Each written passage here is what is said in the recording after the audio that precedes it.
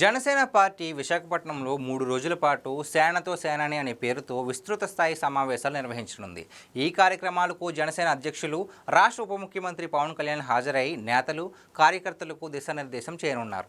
28వ తేదీ ఉదయం వైఎంసీఏ హాల్లో జనసేన ఎమ్మెల్యేలు, ఎంపీలు, ఎమ్మెల్సీలతో ప్రత్యేక సమావేశం ఉంటుంది. అదే రోజు మధ్యాహ్నం రాష్ట్ర కార్యవర్గంతో పవన్ కళ్యాణ్ సమావేశమై పార్టీ భవిష్యత్ దిశపై చర్చించనున్నారు. పార్టీ నిర్మాణం, ప్రభుత్వంతో సమన్వయం, ప్రజా సమస్యల పరిష్కారం ప్రధానాంశాలుగా ఉంటాయి. 29వ తేదీన జనసేన అధినేత పవన్ కళ్యాణ్ యువత, విద్యార్థులు, మేధావులు, వ్యాపారులు, ఉద్యోగులతో సమావేశం అవుతారు.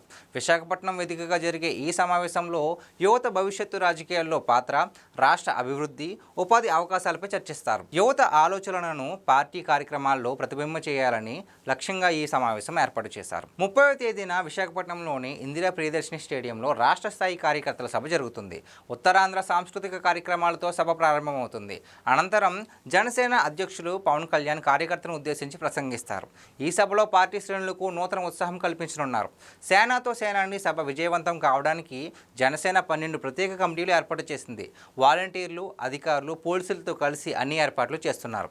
విశాఖపట్నం వేదికగా జరుగుతున్న ఈ 3 రోజుల సమావేశాలు జనసేన శ్రేణులకు కొత్త శక్తిని ఇస్తాయని నేతలు విశ్వాసం వ్యక్తం చేస్తున్నారు.